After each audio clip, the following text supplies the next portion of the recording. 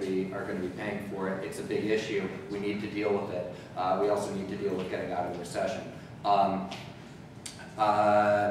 You know, I wanted to say that I don't know what Eric Cantor really believes about this, because I thought that there was a telling point in one of the quotes that Todd read a minute ago from Eric Cantor, saying, you know, this year's Republicans are different from next year's Republicans, are apparently different from last year's Republicans. You know, Eric Cantor seems to be predominantly about the pursuit of his own power and the pursuit of Republican power as an extension of that, and he seems to. There are certain things you can count on him for, and otherwise he seems to not necessarily be ideologically consistent. He's not consistent from month to month, let alone from year to year. So.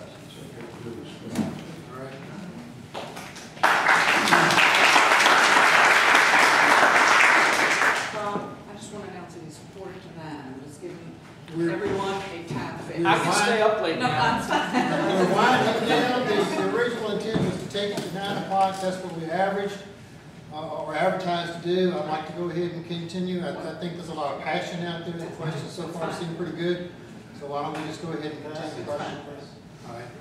Is this a town hall, sir, or is this a forum? Pardon? Is this a town hall or a forum? The format, when did you come in?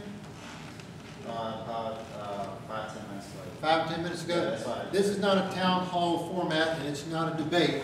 It's a question and answer that's generated from the crowd off of the cards. I'll read the cards, they respond, you folks listen, and each candidate gets a chance to respond to the question. So there's no follow-up between the... There's no follow-up at all. And the candidate. Correct, yeah, but thanks for asking. We'll stick around afterwards. Yeah, I think there'll be some questions. Yeah, there'll be some time afterwards. You can do this on a one-on-one basis. Yeah. Pretty sure that each one wants to stay. Next question from Mr. Vanderpool. I think you started on this one. Yes. All right. What can our government do to restore jobs in America with our limited resources? That's a great question, and I did want to mention that there is a huge difference in the parties. I know we got people that are tired of the Republicans.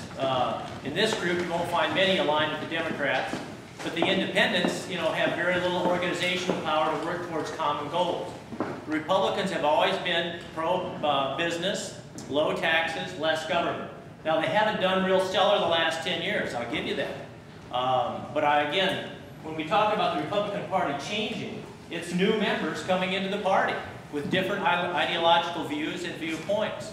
So Eric Cantor would promote growing the government, or excuse me, growing the economy. That wasn't good. To produce more tax revenue and to lift all the votes. And you do that in a low regulation environment. You do that in a low tax environment. You do need free trade. Every time you restrict trade, you shrink the government. So those would be the approaches. As compared to the Democratic Party, that does have a problem with rich people. They want to take money from rich people who are, again, some of my best customers are wealthy. Take away their extra money and they don't purchase things. They don't hire people. So I think that's a very negative approach. You can't have that. You know, to agree with Floyd somewhat, we need to move to a much more self-sustaining, self-governing people. But that goes to us. It goes to the education system. We need to demand things at the Hanover County level rather than asking congressmen to fix things. More involvement from the grassroots up.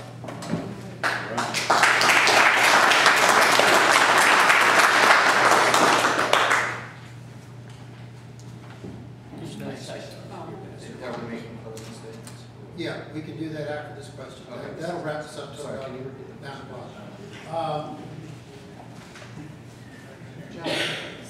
What can our government do to restore jobs in America with our limited resources? Right. Okay. So Rick likes to say that infrastructure investment is labor investment, and that means jobs. Now, what infrastructure does Virginia need? Transportation infrastructure. And then from a long-term perspective, what do you need to do? I think you need to invest in education in a cost-effective way. And that's what Rick talks about on the trail. He talks about about job creation. I mean, I think you can also incentivize job creation in Virginia specifically and in the nation at large. But what we've seen is that, you know, with some of this stimulus spending, they've tried to create incentives for for hiring, and it hasn't worked that well. So, I mean, there need to be some new approaches. Well, I'm not sure what they mean in that. I'm sorry, go ahead. I'm not sure what they mean in that question about limited resources. I think one of the outstanding things about our nation and why we're so fortunate to live here is we have a tremendous amount of resources. We simply aren't tapping into them. One example would be oil.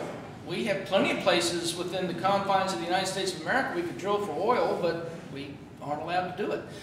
I think it gets back to what I said earlier, and we see businesses running away, going to Mexico, going to Korea, going to Vietnam. We're running all of our businesses out of the country because the government taxes them to death. Well, I used to be a businessman. Todd's a businessman. If the government steps in and says, we're going to raise your taxes and put all these regulations on you that make him unable to make a profit, well, what do you think he's going to do? He's going to leave. He's going to go somewhere where he can do his job, produce what it is he produces, and make a profit. That's what businesses do. Despite what some people would like to think, businesses don't exist because we have a right to a job. They exist because someone saw a need for a service or a good or a product, and they decided to provide that for people.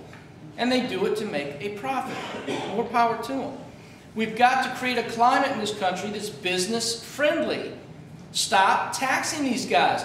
Stop telling that guy who wants to build a factory over here that could employ 300 people, sorry dude, you know, there's a brown-nosed snail darter who lives in that field over there, and we can't let you build there because it might disrupt his migration pattern.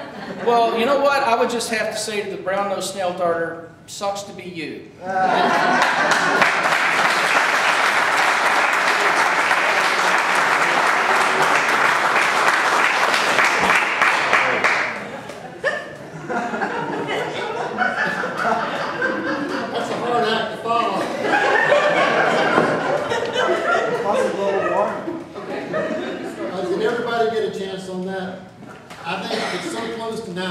Let's go to the closing statements. And since we started with Mr. Bayne over here, why don't we start with Mr.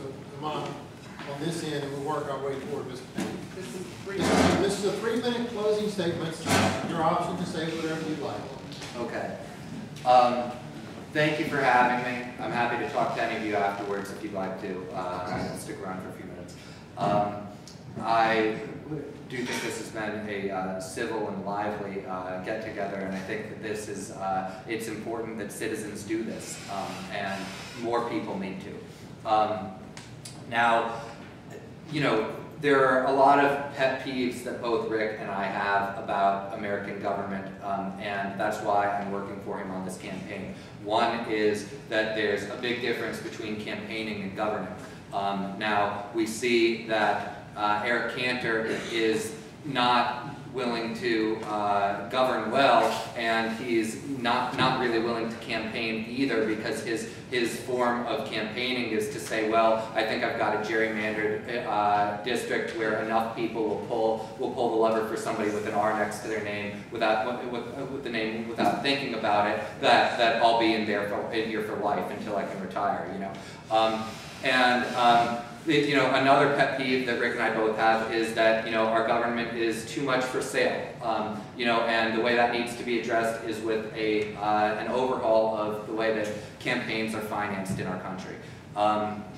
You know, we've been talking about a lot of fiscal issues, and it makes sense because it's a time when a lot of people's belts are tightening, when a lot of people are uncertain about jobs, when a lot is in, you know, pretty bad shape in our country at large, and our economy is broken in a number of different ways. And Eric Cantor's response has been to put out this pledge to America, and you know, it's no secret that when we're talking about these economic problems, we've seen a tightening of the middle class. More people are falling out of the middle class, and unfortunately, that's not because so many of them are joining the upper classes.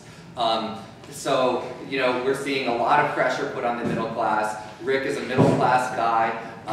You know, he believes